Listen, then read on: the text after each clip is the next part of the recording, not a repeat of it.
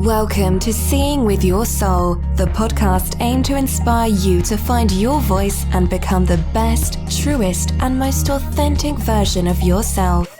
Spiritually intimate, soul-to-soul conversations, life-changing insights, and spiritual teaching and healing. Real, raw, unfiltered. Join your host, Tisha Michelle.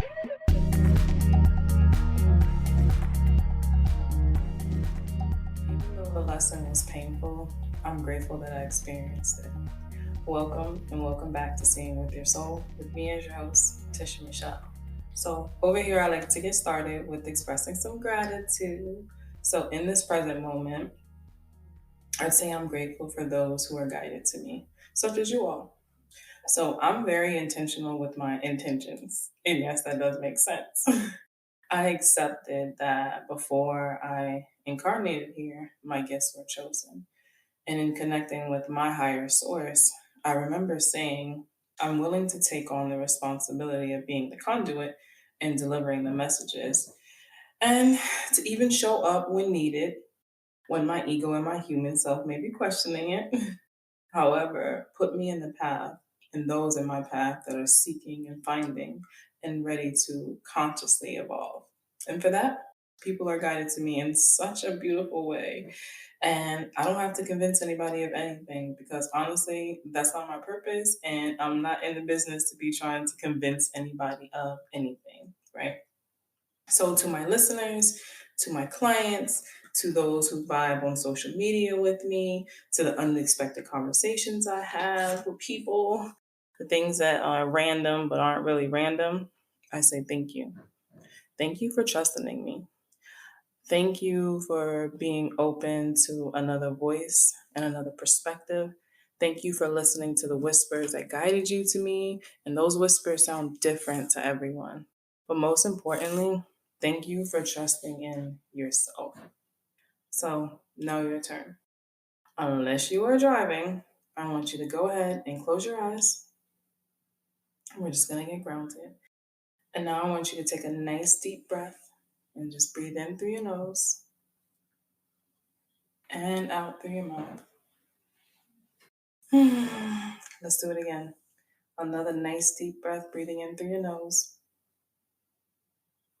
and out through your mouth. One more. Let's take a nice deep breath, breathing in through your nose and out through your mouth. Yes, a little grounding. All right, so what are you guys grateful for? Go ahead and express that gratitude. Say it in your head, say it out loud, pause me, and go ahead and journal. Whatever, however you do it is perfect, right? All right, so the other day I had a new client, right? And this new client booked an intuitive reading session. And as per every, initial session I have with someone, I give my whole, pre-talk and I say, I just go through the whole, what to expect and all of that good stuff. And then when I get done with that, I say, okay, so based off of that, what I just said, the pre-talk, do you have any questions? Well, this particular client said yes. And I was like, okay, go ahead, shoot. And she was like, am I allowed to tell people about my reading, about what's being said? And I was like, oh, of course. I said, I have, clients who tell the world about me and some who don't say anything. In both ways is perfect. And I'm like, so of course you can tell people, about your session. And I think I even probably said something like, you know what, honestly, I don't even know what else I said, but I told her, yes, you can tell people, it's totally your choice. And then I was getting ready to start the actual reading. But something told me to say to her, ask her, why did she ask that? And I was like, so, why did you ask that? And she was like, because I had a palm reading done. And the palm reader told me that if I told anybody about what was said, today, that it wouldn't come true. Wait, what? Oh, hell no. I was like, I call bullshit. I said, that is not true. Like at all. And she was like, oh God, thank you. I'm so glad to hear that. And I'm like, okay, this is a problem. And I don't ever want to talk about another person's like, profession or someone that does the same thing that I do and I don't read palms, but and say like, oh, you shouldn't do it like this or you should do it like that. I don't want to do that because who's to say someone's right and who's to say someone's wrong? However, what I do know is that we should not be pumping fear into another person, right? That's a big no-no, right? So I don't even know how long before when she had this palm reading, but the whole time she probably wanted to express it and talk about whatever came up, but there was that fear that if she did, then the things that came up wouldn't come true. And I don't think that that's cool, right? I feel like that gives like a bad reputation to people who are in, the air quotes, the woo woo stuff, right? So a lot of my clients, it's their first time stepping into something, with a spiritual guide or someone who's going to do a reading or get like an oracle or tarot cards or even numerology, right? It's new to them, right? So I will, do the session on the person, do the reading, all that good stuff, and then afterwards, they would say, oh my gosh, I can't believe I was so scared, like, and hesitant to like book this. And I'm like, oh, you were? And I'm like, well, why is that? And the common theme is, they're like, well, I didn't know what to expect. It kind of goes against my religion. Or they'll say something like, I was scared I might open it up to allow the devil in. And they would say something like, gosh, this was like just a conversation. Like, what? Like, it was just a conversation. I'm like, yeah, like, what'd you think it was gonna be? But I mean, I get it. Those people who come to me as their first time and have that fear and the doubts and stuff. A lot of it comes from Hollywood. A lot of it comes from the church community. And no offense to anybody in there, just saying what's a common theme and stuff. And I was there before too. Hollywood has me scared. I'm gonna see ghosts and this is gonna happen and that's gonna happen. I was like, I don't want nothing to do with that shit. Don't you? Nope, nope, nope, nope, nope. But being set in fear is not cool, whether it's in something like this or anything else. Like, it's not cool. And we have to be mindful of the people that we interact and that we do business with or we have conversations with, and looking at how these conversations and these things are coming from. Because a lot of times people are going to project, and they're projecting this fear, and then you allow yourself to be trapped and stuck into that fear. And that's a big no-no. That's a big no-no, right? I don't want you guys walking around being in fear of something that you don't know, and because you don't know about it, you're going off of what someone else says, right? No, I don't know. We're not doing that. That stops here, right? We're going to explore and we're going to educate ourselves for ourselves, right? Because walking around in fear, that's dangerous. That is absolutely dangerous. All right, so what I wanted to talk to was just about the myth. So I like asked we sent out like a survey of just asking people like when it comes to like like spirituality or like the woo woo stuff, like what are some of the things that you've heard and you don't really know if this is like per se true or whatnot. So this was like kind of like collective. So I wanted to talk to you about some of them. So the first one, these are in no particular order. And the first one was you have to give away all of your possessions to be spiritual. Say what? It's like, the whole minimalist thing. And I think that's dope. And, I think that's dope. But you don't have to do that and give away all of your stuff so you can say like, oh, I'm spiritual and stuff. But you can have a big ass mansion, like a dope ass crib with mad cars and still be spiritual. Like, what the fuck? I've heard that before too. I've heard that before too. Not just from what the feedback I got from people, but I don't even remember where, but I've heard that too. It's like, the more spiritual you are, the less that you have. I believe that that's just a choice and that's just a preference. Do I believe that we have to have a lot of materialistic things in order to, you know, be alive and continue on this journey? Nah. Do I think sometimes less is more? Yes, of course. But it's also a preference, and it doesn't make you more spiritual than another person. The second thing is you have to believe that everything is love and light. Excuse me. I call bullshit. Bullshit on that. If everything was love and light, why would we need to evolve and grow? Right? So whenever I say something, whether even it's on this podcast or it's in a message, or maybe like I'll comment on somebody's post and I'll say something like, sending you love and light. I absolutely mean that. But my intention is also for that light to shine on the darkness so that you can heal.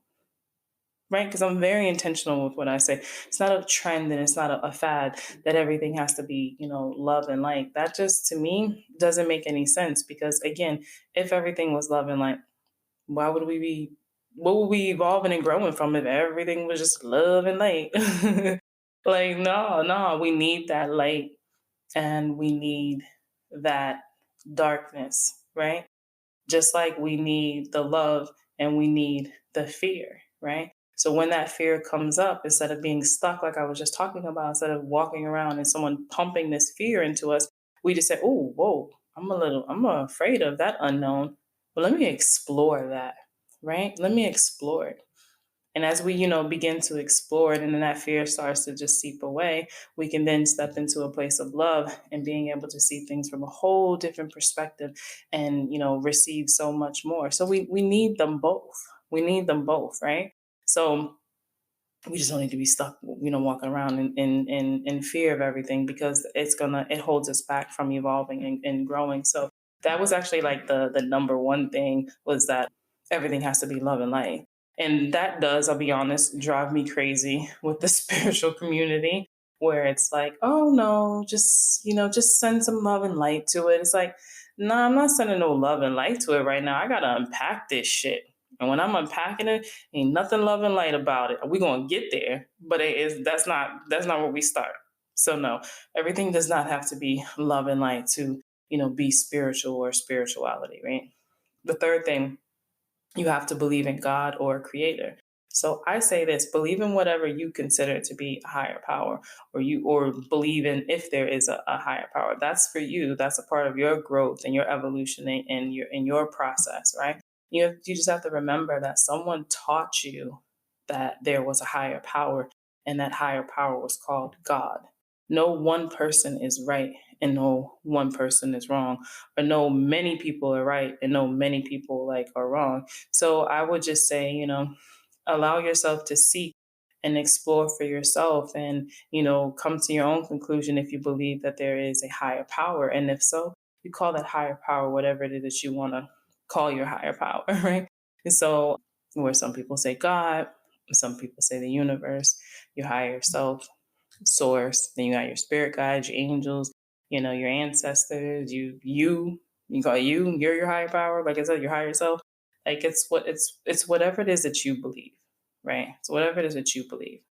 Number 4, you have to be happy all the time. I'm gonna call bullshit on that one too.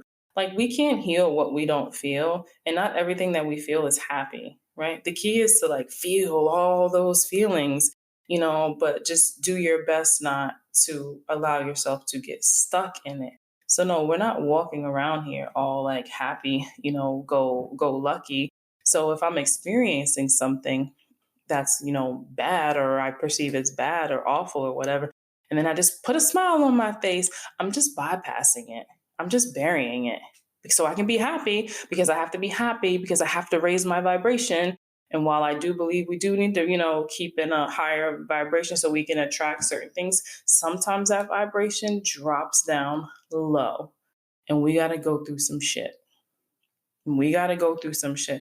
And once again, because that is a part of our evolution and that is a part of our growth. So, no, we don't have to be happy all the time. We got to feel those damn things. And man, I can tell you, like, whew, I'd be like, Sometimes it'd be so bad, and to me, it's so bad that I don't even see happiness on the other side, right? Until I go through it. Then I'm like, oh shit, that's dope. I made it through it. So I can actually maybe laugh about this or smile. And sometimes it takes like, you know, a lot of times before I can look back at it and just be like, wow, I made it through that and I'm in a great place. I'm actually really happy right now.